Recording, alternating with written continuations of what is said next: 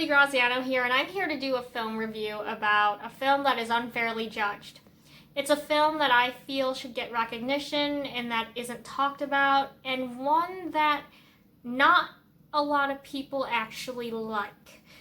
There's actually one person I know out there who actually considers this film to be a favorite, and that person, you know who you are. I'm not gonna call you out or anything, but I'm just gonna say I really hope you enjoy this video. And to all of Natalie's fans, I hope if you haven't seen this film that you are willing to give it a chance, and that if you have seen this film and that you didn't like it, I hope I encourage you to give it a second chance. So from 1965, starring Natalie Wood, Robert Redford, Christopher Plummer, Roddy McDowell, and Ruth Gordon, the film directed by Robert Mulligan, Inside Daisy Clover. Inside Daisy Clover chronicles, I almost said chronicalizes, that's not a word, chronicles the rise and somewhat fall. It's a Hollywood story of Daisy Clover, a 15-year-old eccentric tomboy living on the beach with her mentally unstable mother, played by Ruth Gordon. And when she gets to Hollywood, she meets a colorful cast of characters, including SWAN Studios boss, Raymond Swan, his assistant, played by Roddy McDowell, and leading man, Wade Lewis, aka Lewis Wade, the Prince of Darkness, played by Robert Redford. The film, if you look on IMDb, it is unfairly judged. I believe on IMDb it has a score of 6.2, and on Rotten Tomatoes it has a score of 33%, which is considered rotten. On Rotten Tomatoes, if you're not sure how it works, Rotten Tomatoes goes on a scale of 1 to 100. If it's more near 100, it's considered fresh, but if it's towards 0, that's considered rotten. It's because some people don't know how it works. They think that, if it's 100% rotten, they think it's switched, but no, it's actually 100 more fresh, 0 is towards rotten. But it's given a very, very unfair score. And I'm going to put up some snippets I found of headlines, reviews on IMDb. One reviewer said, "I saw this film in 1965 and I just saw it today, the day I reviewed this, and it was even worse than I remembered." Another review compares this film to spray cheese from a can. Synthetic and fake. And while I agree that spray cheese from a can is really disgusting, even though I used to eat it when I was little, I couldn't fathom trying to eat it now. That is entirely an insult to this film, because this film was a passion project from the beginning for Natalie. The first time she heard about this film, she was quoted as saying, "The first time I read it, I wanted to do it. I'd kill for that part." She confided that to the author of the source material, the author, Gavin Lambert. And, when she got signed on to this film, although she did have to make the disastrously horrible, embarrassing film directed by Blake Edwards, also from 1965, called The Great Race, co-starring Tony Curtis and Jack Lemmon. I've seen this film. It's not that great. I endured it. I really don't want to see it again, but here I have. I own it, so why not show it?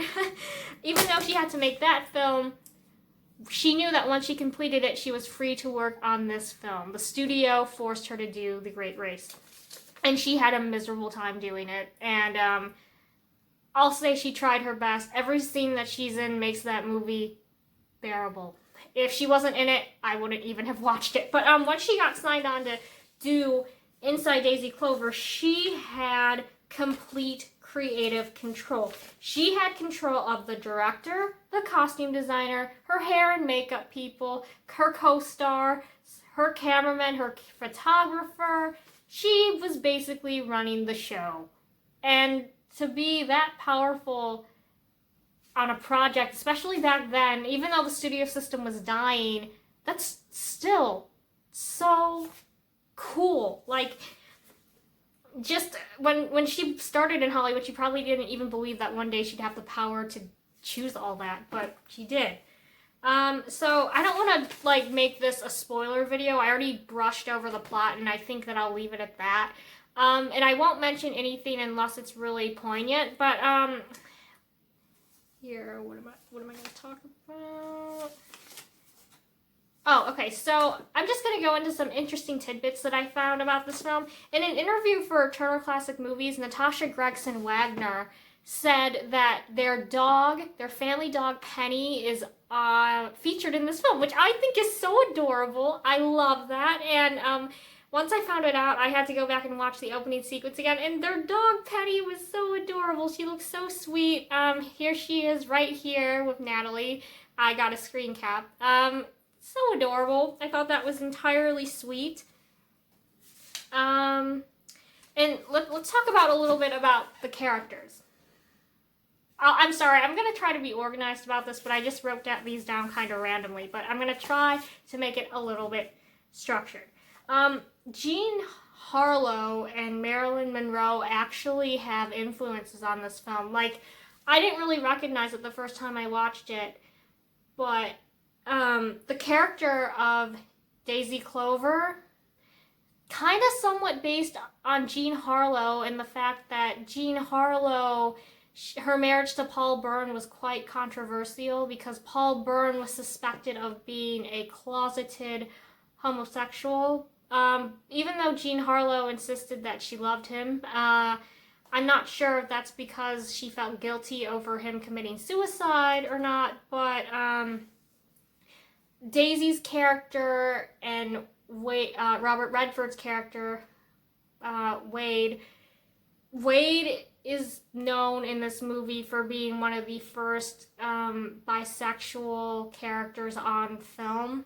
Even though there were efforts to tone it down because it was 1965, it is known to film history for featuring a gay character. Although he's closeted, it is what it is. And oh God, how do I do this without giving it away? Let's just say that the relationship that Daisy and Wade have is somewhat based on the relationship that Paul Byrne and Jean Harlow have. And if you know the story of Jean Harlow and Paul Byrne, then you'll know what I'm talking about. Although in this case, no one dies. I will say that, but that's not really a spoiler. Okay. The character of Ruth Gordon's character, the character of Natalie's mom, she is somewhat based on Marilyn Monroe's mom, Gladys Baker. Gladys Baker was very mentally unstable, and here we have Daisy Clover's mother, you know, mentally unstable. When Daisy Clover gets to the studios and she's given, you know, the star treatment back then, they wanted to hide the fact that if you had any weird relatives or embarrassing backstories, they had to eliminate that. So, you know, there's that backstory of, oh, we need to keep your mom away out of the public. And up until that point, Marilyn Monroe's mother was the prime example for that. So I found that fascinating because here it's 1965 and they're making this film, and Marilyn Monroe had not been gone for a very long time at all, less than 5 years. It was only 3 years. And here they are riffing on Marilyn Monroe's story. I found that really, really interesting because they were already starting to immortalize Marilyn Monroe shortly after she died, and that I found very, very interesting. Okay, now let's talk a little bit about Robert Redford. Like I said, Natalie Wood hand-selected Robert Redford to be in this role. Robert Redford at this point had done a few TV works, a few Broadway works. He made his film debut in a film called The Tall Story along with Jane Fonda. I believe they had small roles. I'm not even sure if they have a speaking part. I'm not sure. I've never seen the film. But Natalie handpicked Robert Redford for her leading man when he was a virtual unknown to the movie-going public. They actually met in high school, and I don't want to waste time talking about it here, but their first meeting in high school was not that great. Natalie ended their first meeting with calling him an asshole, which is just really funny. I actually may link the video of Robert Redford discussing his relationship with Natalie Wood in a segment he did for TCM a number of years ago. If you want to watch that, I'll link it. But I think Robert Redford and Natalie Wood worked amazingly well together. There's behind-the-scenes stories on this film of the boating scene in the film, because there's this scene, Robert Redford's character, he's kind of like an established leading man in the film already, which is kind of funny because he wasn't an established leading man in real life. But Robert Redford's character owns this boat, and one time when they were filming on the ocean, on his character's boat, the wind started to drift them away, and they started to get off course. And Natalie, of course, because she's afraid of water, she was scared to death. But that incident really bonded them together, because Robert Redford was able to calm her down and get her to laugh at the situation and keep her from having a total meltdown. And in the process, he really earned her trust as a friend and as a confidant. And I just think that is so cool. Like, Robert Redford, I've never seen any film with him before until I saw this film, so I really didn't know that much about him. But I don't know, I took an instant liking to him, the actor, even though his character isn't likable all the time. I instantly had respect for his acting and his camaraderie, his friendship with Natalie, and I just think he's super cool. Like, usually I don't like blonde leading men on screen. Like, I don't like, you asked me a question, Emily, who's your favorite leading actors, and I say, oh, like Cary Grant and William Holden. He's cut off, but he's right here. Like Henry Fonda, Jimmy Stewart, and not one of them are blonde. But Robert Redford, I have to make an exception for him because he's just that cool. I mean, come on. I mean, they also did, Natalie and him, they also did the film This Property is Condemned, which is like one of my favorite films ever. Maybe I'll talk about this film in the future, but they also did this movie, and I wish they honestly did a third movie together. I mean, she made a cameo appearance in The Candidate in 1972, playing herself as a favor to him, when she really wasn't acting at that period in like the early 70s. But I wish they didn't lose touch in real life. I wish they would have remained friends. And I digressed a little bit, but getting back to Inside Daisy Clover, there's also, and there's video footage of this one on YouTube. I've seen it before. There's video footage of the swimming pool scene in which Natalie and, Daisy Clover and Wade Lewis, I don't want to like ruin the plot, but they devise a plan to defy their studio boss, and they go to his house, and of course, because Raymond Swan is the studio exec, he has this insane mansion with a swimming pool, and they go out by the the deck area of his swimming pool, and in an outtake, because Robert Redford was a spontaneous method actor, on one of the takes it wasn't scripted, but he took Natalie and he jumped into the pool. He took her and they jumped into the pool, and of course Natalie, again being afraid of water, she actually didn't freak out. She was okay with it. She just hung in there with him, and unfortunately the take was not used in the film. I wish it was, but the amazing part is there are outtakes in which you can watch it on YouTube. There's no sound, but you can see the take of them jumping into the pool. So I just thought that was really fun. I wish we knew the dialogue. It's probably identical though, unless they improvise something. But the interesting thing is 21 minutes of this film was actually cut from the final product. And unfortunately, Natalie's favorite musical number, because this does have some musical numbers, that's one thing that a lot of people criticize about it, the number called The Backlot Kid was cut from this film. If you know anything about this, please tell me in the comments below. Are there outtake recordings leaked out there? Please let me know. I'd like to hear it. Unfair that there are no deleted scenes, because back then they literally just got thrown away or burned or something like that. But I'd love to see that cut 21 minutes from this film. let's see, anything else I wanted to offer? Okay, so when this film actually bombed at the box office back in the day, Natalie was given an award by the Harvard Lampoon. Am I saying that correctly? Lampoon, the Harvard Lampoon, of the year's worst actress. But Natalie, being the amazing person she is, actually showed up in person to collect the award, and she even gave them something in return. She gave them Daisy's ugly sweatshirt that she wore in the film, like at the beginning of the film, because Daisy's kind of like a ragamuffin character at first before she gets like glamorized when she goes to Hollywood. She gave them Daisy's torn up, disgusting sweatshirt wrapped in an airsick bag, which is just, that's great. It shows her sense of humor, her cheekiness, her ability to be resilient, and I say you go, girl, because that's just awesome. I think she had a great way of handling that. Like, hey, you can vote me worst actress of the year, but I'm going to be responsible and show up, and I'm going to even pay it forward. Like, that was just great. Let's see. What else?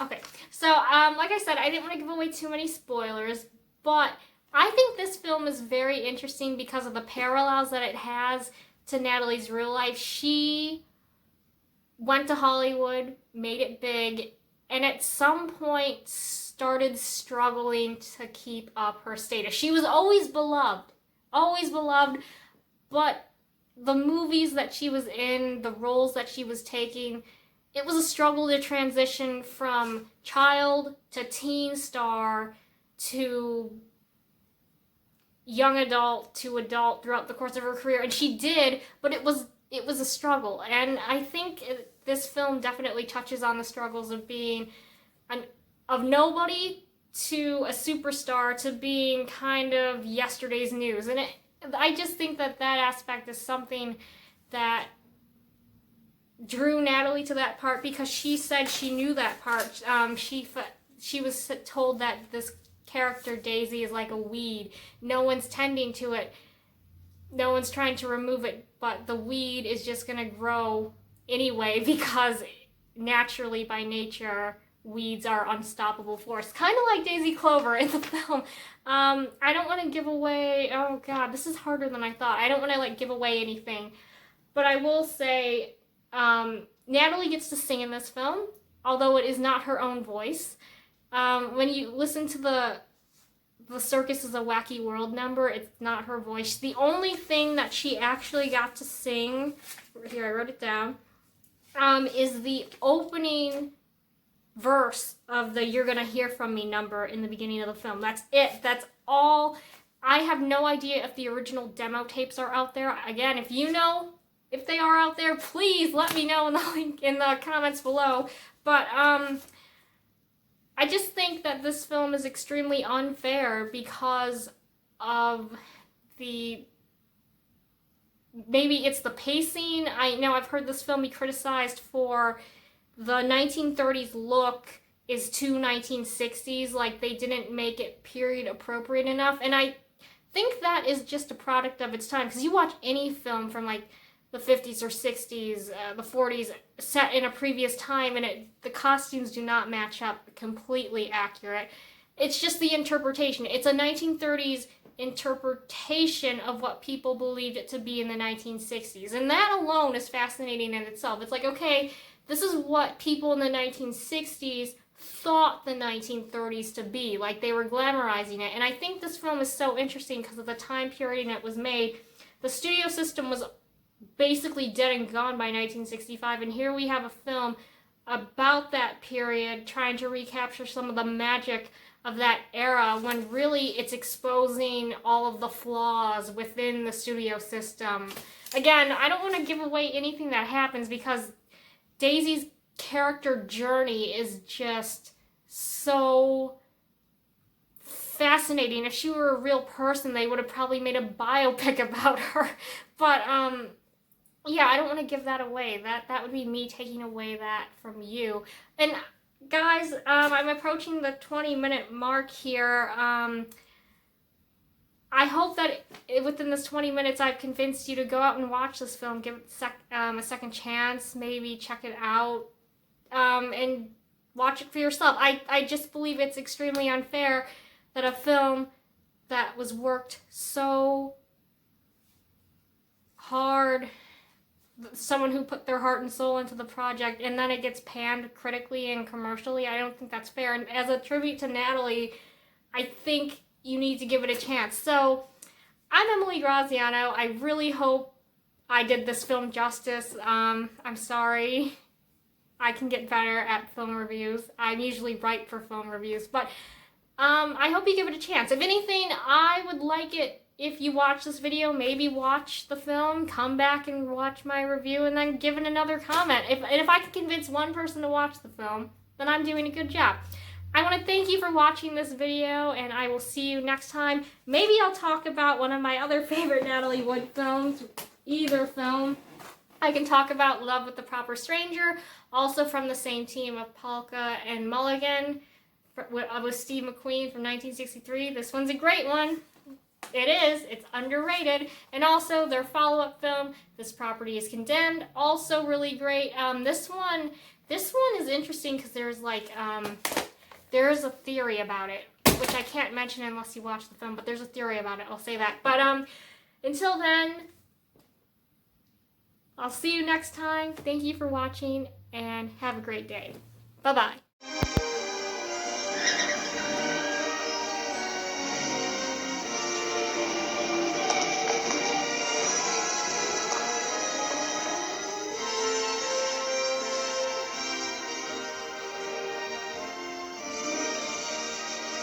Join her in the greatest put down on the whole payoff world since movies.